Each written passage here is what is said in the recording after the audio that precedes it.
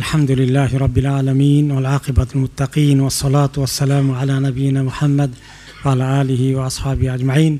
আজকে যেখানে আমরা সিরাত আবু বকর রাদিয়াল্লাহু আনহু আলোচনায় আসব, মনে আছে আপনাদের যে আবু বকর রাদিয়াল্লাহু আনহু মদিনা থেকে চিঠি পাঠালেন খালেদ রাদিয়াল্লাহু আনহুকে যে তুমি তো ইরাকের অনেকাংশ জয় করলে, তারপরে সেখানে অংশে তুমি এখন মুসান্না রাদিয়াল্লাহু আনহুকে দায়িত্ব দিয়ে তুমি একটা অংশ নিয়ে তুমি সিরিয়ার দিকে, শামের দিকে চলে যাও।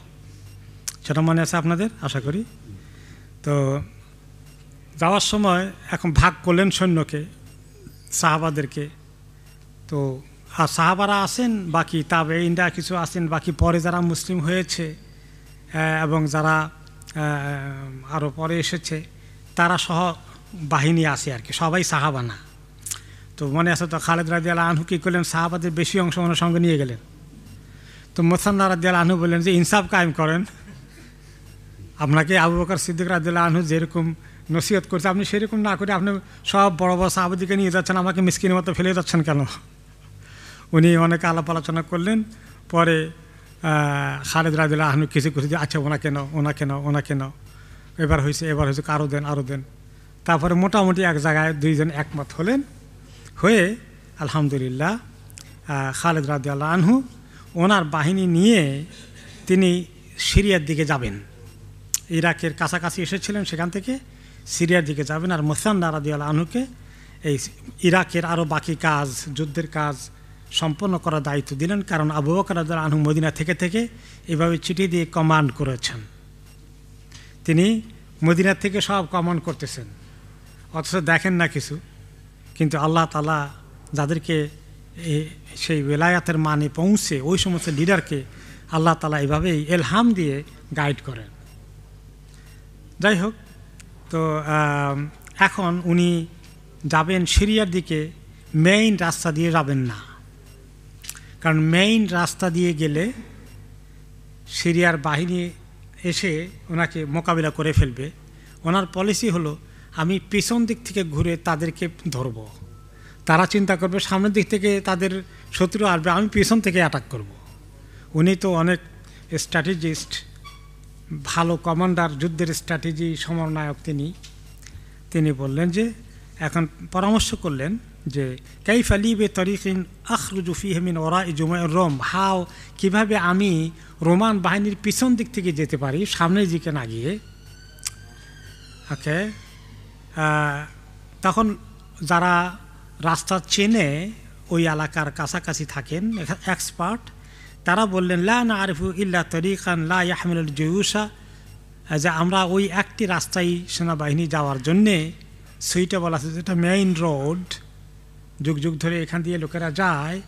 আর এরকম বাহিনী নিয়ে অন্য কোনো পিছনের রাস্তায়, যেখানে কোনো রাস্তার চিহ্ন নাই, মরুভূমি পাড়ি দেওয়া, এটা তো অসম্ভব কথা। এই বাহিনী নিয়ে কীভাবে যাবেন? এমনকি একজন লোক একলাও যদি যায় তাহলে লা ইয়াখাফুহু আলা নাফসিহি, সে নিজে একলা যেতে পারবে কি না এটা নিশ্চয়তা নাই, রাস্তায় মরে যেতে হতে পারে। কেন? ইন্নাকা লান তুতিকা যালিকা তারিকা বিল খাইরি ওয়াল আফকাল, আপনি এত ঘোড়া, মালপত্র, যুদ্ধের সরঞ্জাম, এত বাহিনী সব নিয়ে আপনি জানেন কত দূর? যদি আপনি অন্য রাস্তা দিয়ে ঘুরে যান, যিনি জানেন কিছু ওই এলাকা সম্পর্কে, তিনি বললেন ইন্নাহা লা খামসু লায়ালিন লা ইউসাবু ফিহা মা, 5টি রাত আছে, মানে দিনে রাতে 5 দিন রাত পাড়ি দিয়ে এরপরে আপনি ওই জায়গায় যেতে পারবেন, আপনি যেখানে ওদের বাহিনীর পেছনে ঢুকতে চাচ্ছেন। 5 দিন রাত লাগবে। আর এই 5 দিনটি এবং 5টি রাতে এই রাস্তার মধ্যে ওই এলাকা কোনো পানির নিশানাও খুঁজে পাবেন না। মরুভূমির রাস্তা পাড়ি দিবে, দুপুরে তো গরম, আর পানি যা কিছু নিয়ে আসছেন কয়দিন চলবে? নিজেরা পানি খাবে, উটকে পানি খাওয়াবে, ঘোড়াকে পানি খাওয়াবে, কেমনে হবে? তো উনি বলেন যে অসম্ভব, আপনি এই বাহিনী নিয়ে যেতে পারবেন না। যেতে হলে আপনাকে মেইন রোড দিয়ে যেতে হবে, সেখানে পানির ব্যবস্থা আছে, কিছু পরে কুয়া টুয়া আছে, কিছু কবিলা বসবাস করে পাবে। উনি বলেন ন ইন্নাহু লা বুদ্দা মিন যালিকা লা আখরুজা মিন ওরাইল জুমাইর রোম, নো, আমাকে তাদের সামনে দিয়ে যাব না, আমি তাদের পেছন দিক থেকে যেতেই হবে আমাকে। তারপরে তিনি সিদ্ধান্ত নিলেন যতই বিপদ হোক আমি রিস্ক, এদিকে গেলেও রিস্ক সেদিকে গেলেও রিস্ক, কিন্তু উনি তো খুব ঝানু কমান্ডার, ওনার ক্যালকুলেশনের পরে রিস্কটা দোনো দিকেই আছে, কিন্তু পিছন দিক দিয়ে গেলে আমার সেখানেও রিস্ক আছে, কিন্তু ওই রিস্কে আমি গেইন করার সম্ভাবনা বেশি আছে। ওকে, তারপরে তিনি রাফে ইবনে উমাইরকে বললেন যে বেশি করে পানি জোগাড় করো। ও রাফে ইবনে উমাইর যিনি ওই এলাকার বসবাস করেন, এই বাহিনীতে আসেন, তিনি বললেন যে তাহলে যাবেনই যখন, তাহলে 5 দিন রাত্রের পানি জোগাড় করেন, এই পানি বহন করতে হবে, কোনো পানি রাস্তায় নাই। তো খালেদ তার বাহিনীকে বললেন সবার যা আছে সব ভর্তি করো। তারপরে বললেন যে যে সমস্ত উটগুলো পানির পিপাসা আছে এগুলাকে খুব বেশি করে পানি খাওয়া, পানি খাওয়ায় উটের পেট ভর্তি করো। ওকে, তারপরে তো পানি বেশি খেলে উটের উট তো বলে যে 6 মাস বিনা পানিতে চলতে পারে, তার পেটের মধ্যে পানি সংরক্ষণের ব্যবস্থা আছে উটের পেটের মধ্যে, নিজের খায় যেটা লাগে আর নিজের পেটে জমা রাখে, পরে আস্তে আস্তে সেখান থেকে সে কিছু কিছু করে গিলে আর কি। উটকে আল্লাহ তাআলা এই তিলিস্মাতে দিয়েছেন, এই আজীব একটা মেকানিজম দিয়েছেন, পানি ধরে রাখতে পারে। এরপরে তিনি বলে তাওয়াক্কাল আল্লাহ, আমরা যাব। 5 দিন 5 রাতের জার্নির জন্য রওনা করে দিলেন। তো রাফে ইবনে উমাইর তিনি হচ্ছেন এই একমাত্র এক্সপার্ট যে পিছন দিক দিয়ে গেলে কোনখান দিয়ে কেমনে যেতে হবে, নতুবা হারিয়ে যাবে মরুভূমির, উত্তরে যাচ্ছে না দক্ষিণে যাচ্ছে খবর নাই। ওনারা তো মদিনা থেকে আসছেন, ওনারা এই রাস্তা চিনবেন না। তো স্থানীয় রাফে ইবনে উমাইরকে তিনি গাইড হিসাবে নিলেন। এরপরে ওনারা ছুটলেন। মোটামুটি এইটা জায়গাটা কিন্তু কম, ওইদিকে মেইন রাস্তা দিয়ে গেলে জায়গা বেশি, কিন্তু ওইটা হলো সচরাচর যাওয়ার ব্যবস্থা এবং পানি ইত্যাদি আছে। আর এখানে হলে একটু শর্টকাট, 5 দিন 5 রাস্তায়, কিন্তু এটা পানি টানি কোনো মানুষ জনবসতি কিছু নাই। তো তিনি বললেন যে আমরা যাচ্ছি, শুনে বাণীকে বক্তৃতা করলেন যে আমরা এই এক কঠিন রাস্তা দিয়ে যাচ্ছি, তোমরা হিম্মত করো, আমরা কিন্তু দ্রুত গতিতে যেতে হবে, যাতে করে কেউ রোমান বাহিনীকে খবর না দিতে পারে যে মদিনার বাহিনী আসতেছে তোমাদের পেছন থেকে। আমরা কোনো লোক যদি দেখেও থাকে, সে যাওয়ার আগে আমরা তাদের পেছনে যেন পৌঁছে যেতে পারি, কাজে আস্তে ধীরে গেলে হবে না। ওকে, যে আমরা খুব দ্রুত গতিতে যাব এবং আমাদের সংবাদটা যেন কিছুতেই সে না পায়, এটাকে আমরা গোপন রাখতে হবে। ওকে, তখন তিনি বললেন যে যাবেনই যখন এক কাজ করেন, রাফি বললেন যে 20টা উট দেন, এগুলাকে বেশি করে পানি খাওয়াই নেই, একদম ভর্তি করে। পানি কেমনে খাওয়াবেন বেশি করে, পানি আর না খাইতে চালিয়ে উটকে খাওয়ানো যায়। তো বললেন যে এগুলাকে রওনা করার আগে বেশ কিছু সময়, একদিন এক রাত এরকম, এগুলাকে একদম কোনো পানি দিবেন না, খুব পিপাসার্ত করবেন একদম। এগুলো যেন পিপাসা খুব বেশি করে ধরে, তৃষ্ণা তখন বেশি করে ধরবে, তখন পানিতে নিয়ে ছাড়লে পানি যে তখন এত বেশি পানি খাবে। যখন অনেক পিপাসায় থাকেন তখন কি করেন, গ্লাস মুখে দিয়ে টানতে টানতে আর গ্লাস মুখে থেকে ছাড়তে পারেন না, মানে এমন টানা টানছেন, অন্য সময় খালি এত পানি খেতেন না। তো এরকম করে খালি বেশি করে খাবে। ওনারা এইরকম এক্সপার্ট, মরুভূমিতে চলেন তো এগুলোর কায়দা জানা আছে।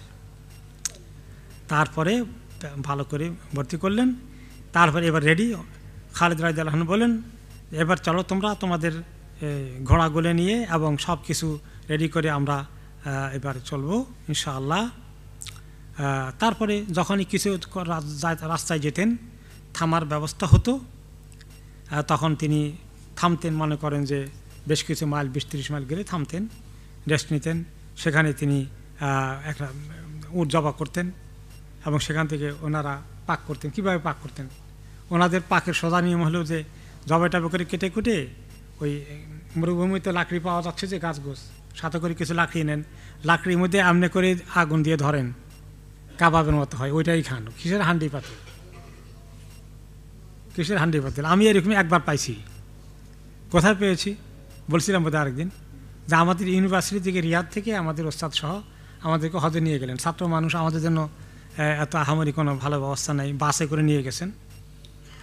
আমরা মোটামুটি 12 তারিখে প্রথম হজ আমার জীবনে ছাত্র হিসাবে হজ করে, পরে আবার ওই 12 তারিখে আমাদের হোটেল টোটেল নাই, মিনার থেকে আমাদেরকে আবার সোজা নিয়ে আসছে আপনার বাসে করে রিয়াদের দিকে। তো আসার পথে এক জায়গায় ওখান থেকে মিনা থেকে কিছু নিয়ে আসছিল, কিছু ছাগলের আপনার লেগ টেগ অনেকগুলো নিয়ে আসছে সাথে করে। তা আমাদের সাথে আপনার হান্ডি পাতিল লবণ টবণ এগুলো কিছু নাই আর কি। তো ওগুলোকে দিয়ে এখন ওই কলে কাঠটার জোগাড় করা ওস্তাদে বললেন, আমরা কাঠটার জোগাড় করলাম কিছু এমন জায়গায় গেছে যেখানে কিছু শুকনো কাঠটাট আছে, গাছ টাছ মরে টরে আছে, দিয়ে আমরা আগুন জ্বালালাম। এখন লবণ নাই, তো বহু দূরে দেখা গেলো আরেক ক্যাম্প আছে, কয়েক ক্যাম্পে ঘুরে গাড়ি একটু লবণ পাইলাম। তো দিয়ে আমরা ওখানে এটা পুড়লাম অনেকক্ষণ, মোটামুটি পুড়ে টুড়ে কিছু মোটামুটি টানাটানি করে খেতে পারলাম। তো বুঝলাম যে আরবরা এইভাবে খেতেন। তো ওনারা এইভাবে জবাই করে খাচ্ছেন, আর গোস্ত কিছু খাইলেই তো মোটামুটি অনেক এনার্জি হয়, তাই না, জানতে পারে। আর আমাদের অভ্যাস হয়ে গেছে এরকম খাওয়া। আসলে কিন্তু এইরকম করে যে এখন যে বারবিকিউ করে দেখেন না, পাতিলি করে করে নাকি? পাতিলি করে তো করে না, এই যে আগুনে পড়ে। তো এটাতে কিন্তু খাবার ভালো খারাপ না, এটা ভালো করে সিদ্ধ করতে পারলে, মানে জ্বালাতে পারলে, আগুন ভালো করে লাগলে। তারপরে এরপরে ওই উটের পেটের থেকে পানি বের করতেও পানি আবার খেতেন, সেই পানির কিছু আবার ঘোড়াকে খাওয়াতেন। ঘোড়া তো আর উটের মতো আবার এত ধরে রাখতে পারেন না, সাথে ঘোড়া আছে যেগুলো যুদ্ধের জন্য, সেগুলোকে খাওয়াতেন। এভাবে চলতে চলতে ওনারা চলে আসলেন প্রায় ইরাকের এরিয়া ক্রস করে প্রায় সিরিয়ার প্রান্তে এক বর্ডারে সীমান্ত এলাকায় পৌঁছে গেছেন। এবং এভাবে ওনাদের 5 দিন 5 রাত্র জার্নি করতে হলো। রেস্ট নিয়ে কী করতেন ওনারা, দিনের বেলায় যিনি একজন ছিলেন, যিনি দিনের বেলা রাস্তা চিনেন ভালো করে, তিনি হলেন নাফে, যার কথা আসলো, বা রাফে। আরেকজন হলো যে যিনি রাতের বেলায় তারকা সম্পর্কে এক্সপার্ট। কারণ দুপুর বেলায় দিনে যখন গরম উঠে ওনারা তখন রেস্ট নেন, এই গরমের মধ্যে আর চলতে পারেন না। কোনো জায়গায় একটুখানি কিছু দিয়ে ছায়াটার ব্যবস্থা করে, বা কোনো পাহাড় টাহাড় থাকলে টিলা টুলা সেখানে একটু রেস্ট নেন গরম কমার জন্য। আবার বিকাল থেকে শুরু করেন, আর অনেক রাত্র ওনারা হাঁটেন, অনেক রাত্র পর্যন্ত হাঁটেন। তো রাতের বেলা কোন দিকে যাচ্ছে, এখানে হাঁটতে হাঁটতে উত্তর দিকে যাচ্ছে না দক্ষিণ দিকে যাচ্ছেন, কেমন বুঝবেন? সেটার জন্য কি ফলো করতে হবে? তারা, এই তারার ডাইরেকশন সবাই কিন্তু আবার এত এক্সপার্ট না। তারা ডাইরেকশন যিনি একজন ছিলেন মহরেজ আল মুহারিবি লিহাজকিহি ফি দিলালাতি আলা নুজুম, তিনি ছিলেন এক্সপার্ট, রাতের বেলা তিনি দিক নির্দেশনা করতে পারেন, তাকে ফলো করে করে হাঁটতেন। তো ওনারা রাত্রে হাঁটতেন, সকালে হাঁটতেন, আর যখন 9টা-10টার দিকে প্রচণ্ড গরম শুরু হয়ে যেত মরুভূমিতে, তখন তারা কোনো জায়গায় একটুখানি রেস্ট নিতেন। এরপরে আলহামদুলিল্লাহ ওনারা মোটামুটি বলতেন যে সবাই পালা করে করে উটের মধ্যে উঠো, কেউ হেঁটে যেও না পুরো রাস্তা, কারণ যদি পুরো রাস্তা শুধু হাঁটে অনেক ক্লান্ত হয়ে যাবে, ক্লান্ত হয়ে কী যুদ্ধ করবে। এই জন্য রোটা করে করে বসাতেন, যাতে করে একজন মানে একাধারে হেঁটে ক্লান্তি না হয়ে যায়। তারপরে তিনি এভাবেই শেষ পর্যন্ত যখন প্রায় কাছাকাছি এসেছেন, এখনও পৌঁছেননি, এই সময় পানি যা আছে, কাছাকাছি বলতে তাও একটু দূরে আছে, যা পানি ছিল সাথে উটের পেটে যা ছিল ওগুলো খাওয়া শেষ। এখন মোটামুটি সবাই ওয়ারিড হয়ে গেছেন, আর পানি আর নাই, কিন্তু এখনও মনে করেন 20-50 মাইল বাকি আছে। এখন কি উপায় হবে? তো খালেদ রাদিয়াল্লাহু আনহু একটু এই মুহূর্তে ওয়ারিড হয়ে পড়লেন যে আমি যদি পিপাস হই, আমি সফর করলাম, আমার সৈন্যবাহিনীর কী অবস্থা হবে, উটগুলোর কী অবস্থা হবে, সেগুলো যদি সব মানে সর্বনাশ হয়ে যায়, ঘোড়া টোড়া, তাহলে কী অবস্থা হবে? তো তখন রাফেকে বললেন যে রাফে, তোমার কাছে কোনো বুদ্ধি আছে? পানি মরুভূমিতে পানি পাওয়ার কোনো বুদ্ধি আছে তোমার মাথায়? তোমার জানা আছে কিনা কিছু? আছে এক বুদ্ধি। বললেন যে সবাইকে পাঠান কোন দিকে, সবাই ঘুরুক, একটা গাছ আছে আউসাজ গাছ, আউসাজ আইন দিয়া, এই গাছের যদি একটা চারা টারার মধ্যে কিছু একটা পায় আমাকে বলবেন। একটা গাছ আউসাজ ট্রি কোনো জায়গায় থাকলে ওইখানে আমাকে যেতে দেন, তাহলে আমি দেখি। খুঁজে খুঁজে পাওয়া যায় না, তো এক জায়গায় পাওয়া গেছে, ছোট্ট একটা শাখা আছে আউসাজ গাছের, ওকে, ওই জায়গায় আছে অমুক এলাকায় একটু দূরে। তিনি সেখানে চলে গেলেন। সেখানে গিয়ে তিনি বললেন যে ওকে হয়ে গেছে, ইনশাল্লাহ আমরা পেয়ে যাব পানি, এবার যা আছে এবার তোমরা মাটি খোঁড়ো। মাটি খুঁড়তে খুঁড়তে সেখানে পানির ফোয়ারা পাওয়া গেল, ঝর্ণার মতো পাওয়া গেল। পানির নিচে, মাটির নিচে পানির ব্যবস্থা আছে, আল্লাহ তাআলার কুদরত। হ্যাঁ, সেখানে মাশাআল্লাহ সবাই পানি পান করলেন, ভর্তি করলেন, উটগুলাকে খাওয়ালেন, আলহামদুলিল্লাহ।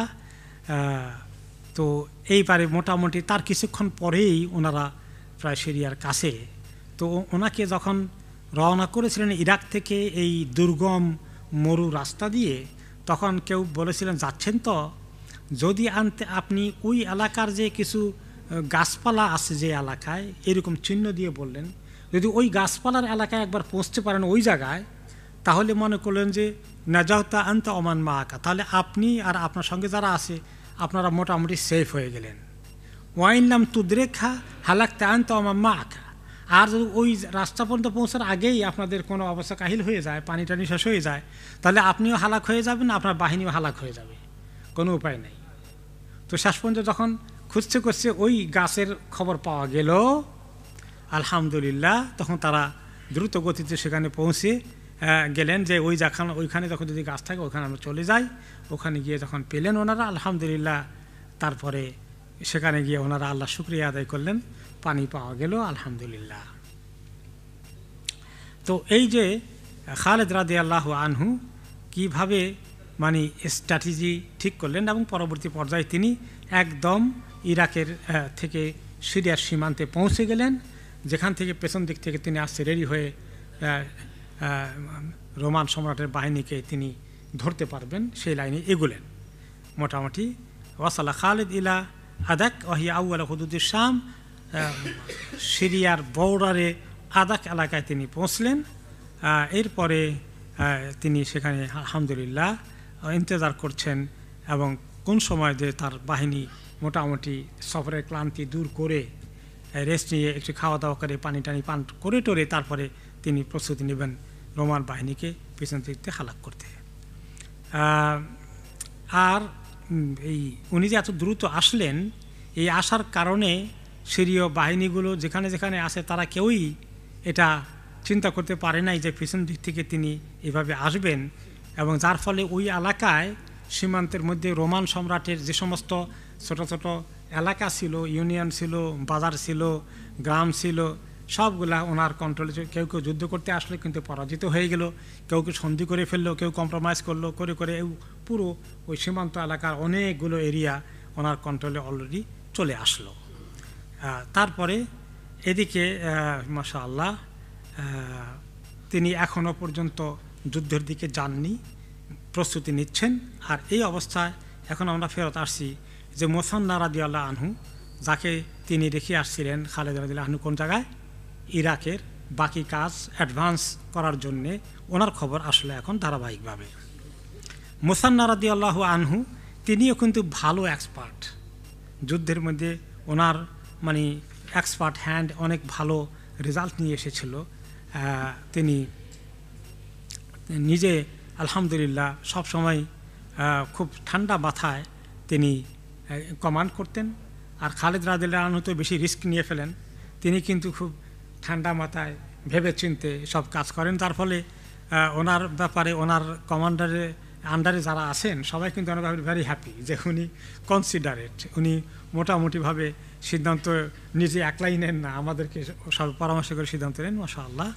তারপরে ইনশাআল্লাহ কিন্তু শেষে যেটা হলো আলহামদুলিল্লাহ, ওনার আল্লাহর ফজলে ওনার সঙ্গে এখন ওনাকে রেখে আসছেন, উনি সামনের দিকে আস্তে আস্তে করে ইরাকের দিকে যাচ্ছেন।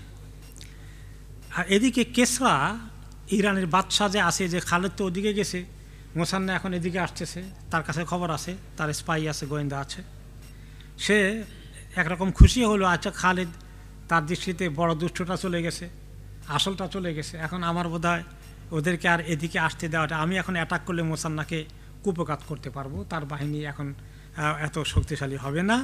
তার নাম ছিল হুরমুজ জাদাওয়াই, এর নেতৃত্বে কেসরা ইরানের বাদশাহ এক কমান্ডার ঠিক করলো, প্রায় কয়েক হাজার বাহিনীর তার লিডার বানালো হুরমুজ জাদাওয়াই, তাকে দিয়ে।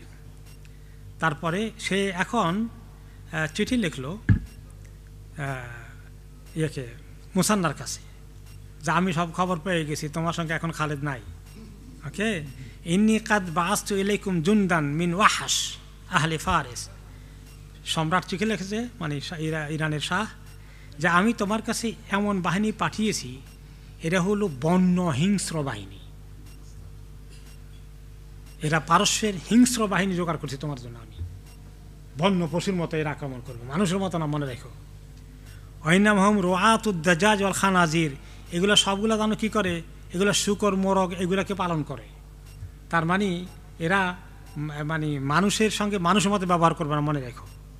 এরা জানোয়ার পশু চড়ায়। এরকম লোক তোমাদেরকে পাইলে কী করবে জানো? ভয় দেখাচ্ছে। ওয়ালাস্তু কাতুলুকা ইল্লা বিহিম, আমি তো এদেরকে নিয়ে তোমার সামনে মোকাবিলা করবো, তোমার সামনে আমি কোনো সভ্য মানুষকে নিয়ে যাব না, বড় বড় মানুষ নিয়ে আসতেছি। হিসাব করে দেখো। তো মুসান্না রাদিয়াল্লাহু আনহু চিঠি পেয়ে উনি বুঝলেন যে ওনাকে মোরালি উইক করার জন্যে, ওনার মনোবল ভেঙে দেওয়ার জন্য সে যে হুমকি ধুমকি দিয়ে লিখেছিল, উনি তার জবাবে চিঠি লিখলেন। মাশাআল্লাহ। তিনি বললেন, ইন্নামা আনতা আহাদুর রাজুলাইন, তোমার অবস্থা হচ্ছে তুমি দুইজনের একজন হবা, তোমার একজন মানুষ হিসাবে একরকম মানুষ তুমি হতে পারো। ইম্মা বাগিন ফাদালিকা শাররুন লাকা ওয়া খায়রুন লা, তুমি অনেক সীমা লঙ্ঘনকারী, তুমি মানে সভ্য মানুষের মতো আচরণ করবে না, অসভ্যতা বর্বরতা দেখাবে, তো এটা তোমার জন্য অকল্যাণ হবে, আমাদের জন্য এখানে খায়ের ছাড়া অকল্যাণের কিছু নাই, তুমি যতই বর্বরতার আচরণ করো না কেন।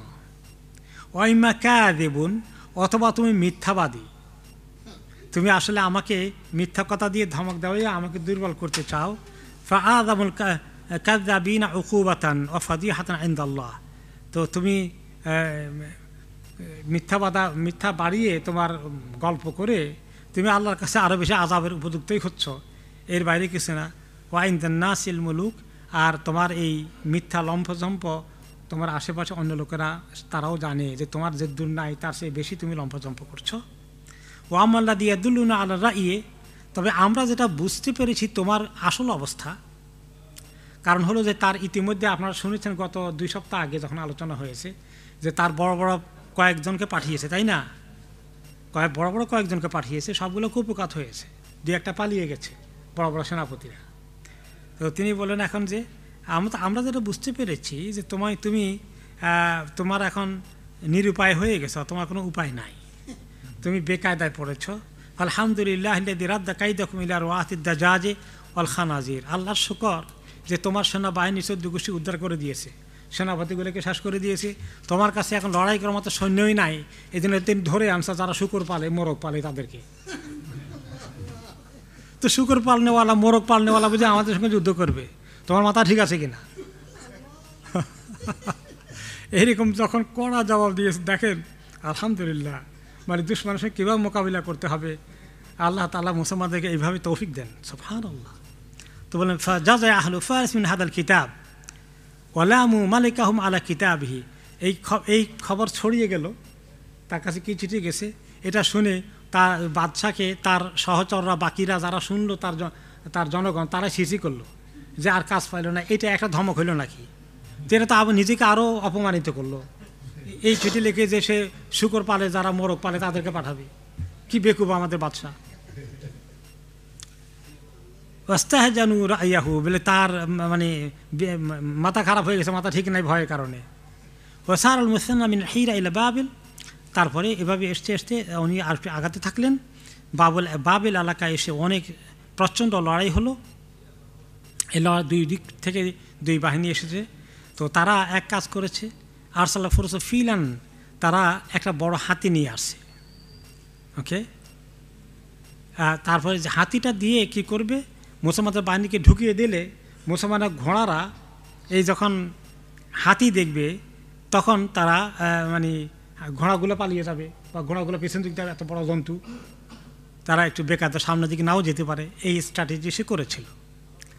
তখন মুসান্না রাদিয়াল্লাহু আনহু নিজে এগিয়ে এসে হাতিকে কিল করে ফেললেন, বর্ষা নিক্ষেপ করে কিল করে দিলেন। তারপরে বললেন মুসলমানদেরকে অ্যাটাক করো, উনি অ্যাটাক করলেন। তারপরে শেষ পর্যন্ত তারা এমন আক্রমণের শিকার হলো, তাদের বিশাল সংখ্যক মানে কুপকাত হয়ে গেল, তাদেরকে মানে শত শত তারা মৃত্যুবরণ করলো। তারপরে তার সব বাকি যা কয়জন ছিল বাকিগুলো তারা পালিয়ে গেল। যুদ্ধের ময়দান থেকে রণভঙ্গ করে পলায়ন করলো, যারা নিহত হওয়ার হয়ে গেল, প্রচুর মাল ফেলে গেল গনিমতের মাল হিসাবে। এরপরে তার খবর গেল তারা প্রায় মাদাইন, যেটা বাদশার পারস্য সম্রাটের রাজধানী, সেই এলাকা কাছাকাছি যেতে যেতে খবর হলো তাদের বাদশাহ ইতিমধ্যে মারা গিয়েছে, ফিনিশ, ইরানের বাদশাহ মরেই গেছে।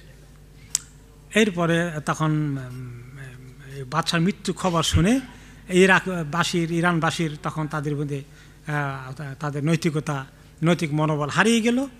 আলহামদুলিল্লাহ এভাবে মুসান্না রাদিয়াল্লাহু আনহু দিকে ধাওয়া করতে করতে প্রায় তাদের রাজধানীর দিকে পাঠিয়ে দিলেন। এরপরে তিনি আবু বকর রাদিয়াল্লাহু আনহুকে চিঠি লিখে পাঠালেন যে আমি মোটামুটি এখন তাদের রাজধানীর কাছাকাছি পৌঁছে যাচ্ছি, আমাকে বাহিনী পাঠান, ফোর্স পাঠান, এনফোর্সমেন্ট পাঠান আমার জন্যে, আমি ফাইনালে অ্যাটাক করব তাদের ক্যাপিটালকে, তাদের রাজধানীকে। তারপরে তিনি আরও পারমিশন দিলেন যে আপনি তো বলছেন আমার সঙ্গে যারা আছে কিছু লোকজন যাদেরকে যুদ্ধে না নেওয়ার জন্য, এরা কারা? যারা রিদ্দা মোরতাদ হয়ে গিয়েছিল, পরে তারা তওবা করেছিল, তারাও পরে তওবা করে মুসলিম হলো। কিন্তু আবু বকর রাদিয়াল্লাহু আনহু কি বলেছিলেন মনে আছে? যারা একবার মোরতাদ হয়ে গিয়েছিল তাদেরকে তুমি জিহাদে রেখো না, কারণ এদেরকে একবার এরা বিশ্বাস ভঙ্গ করেছে, দ্বিতীয়বার এরা বিশ্বাস যে ভঙ্গ করবে না এর কোনো নিরাপত্তা নাই। মানে ওনার নেতৃত্বের গুণাবলী দেখেন মাশাআল্লাহ, যে এদেরকে রিলাই করা যাবে না, কারণ তারা দেখে ওইদিকে পাল্লা ভারী ওইদিকে পাল্টে যেতে পারে। তো কিন্তু মুসান্না রাদিয়াল্লাহু আনহু বললেন যে উনি চাচ্ছিলেন আপনি এবার পারমিশন দেন, আশা করি ওরা বুঝেছে, ওরা আমাকে আমার সঙ্গে যোগ দিলে আমি আশা করা যায় আমাদের পাল্লা যেহেতু ভারী তারা আমাদের পক্ষেই থাকবে, আপনি এ ব্যাপারে দুশ্চিন্তা করবেন না। তিনি চিঠি লিখে পাঠালেন, কিন্তু আবু বকর রাদিয়াল্লাহু তাআলা আনহু কিছুতেই পারমিশন দিচ্ছে না, এবং তিনি ওনাকে চিঠি লিখেও পাঠাচ্ছেন না, কারণ এদিকে খালেদ রাদিয়াল্লাহু আনহু সিরিয়ার মধ্যে মোকাবিলা করছে, ওইটা নিয়ে তিনি বেশি ব্যস্ত।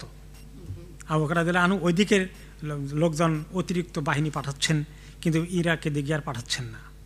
শেষ পর্যন্ত মুসান্না ওখানে তার এলাকা ঠিকঠাক করে তিনি কি করলেন যে আসল জায়গায় হামলা করতে হলে তার রাজধানী, এখনও তাদের যে বাহিনী আছে, তার যে বাদশা মারা গেছে তার ছেলে এখন সিংহাসনে বসেছে, সেটাকে আক্রমণ করতে হলে আমার বাহিনী ইতিমধ্যে যুদ্ধ করে কিছুটা দুর্বল হয়ে গেছে, নাম্বার কমে গেছে, ওই বাহিনীর জন্য আরও বড় বাহিনী লাগবে, মদিনার থেকে আমাকে আরও পাঠাতে হবে। না পেয়ে শেষ পর্যন্ত তিনি কি করলেন, বশির ইবনে হাসাসিয়া কে ইরাক এলাকায় এবং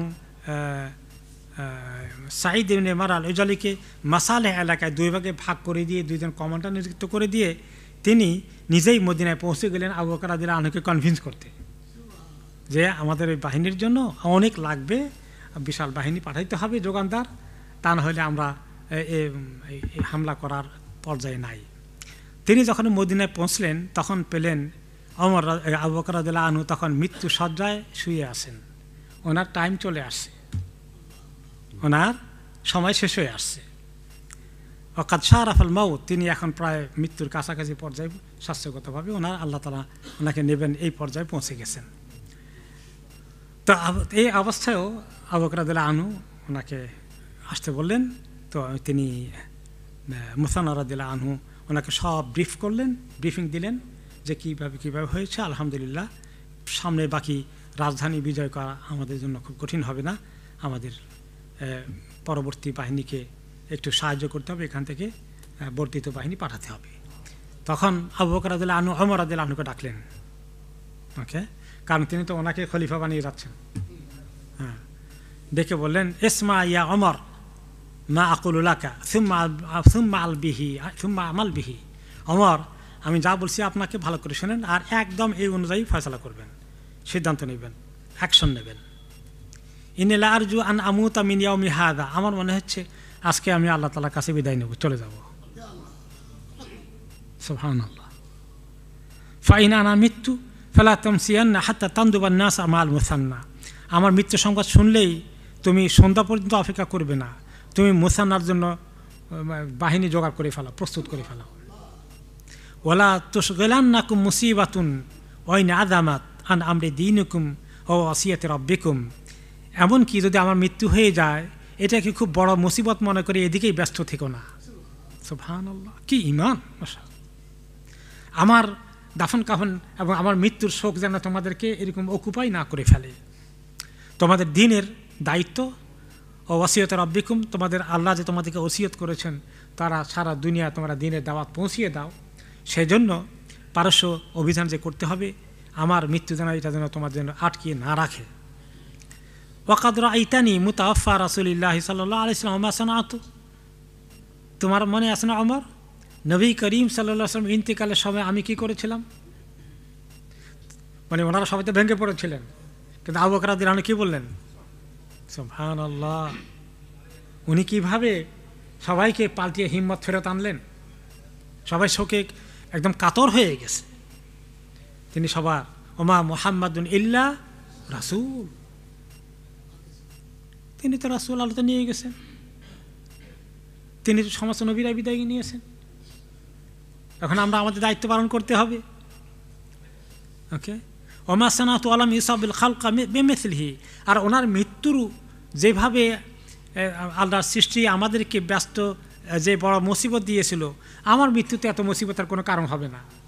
বড় মুসিবতটা যদি আমরা উত্তরণ পেয়ে যেতে পারি, আমার মৃত্যুতে একেবারেই ছোট কিছু।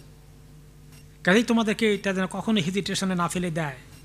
ওয়াইন ফাতাহ আল্লাহু আলা উমারা ইসলাম ফারদুদ আসহাবে খালিদ ইলাল ইরাক, আর যদি আল্লাহ তাআলা আমাদের শামের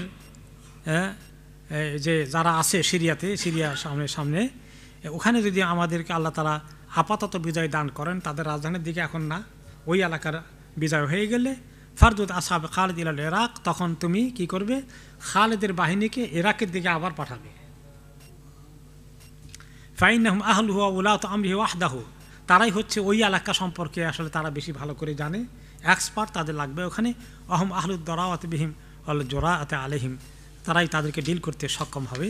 কাজেই তুমি তাদেরকে সেদিকে পাঠিয়ে দিবা।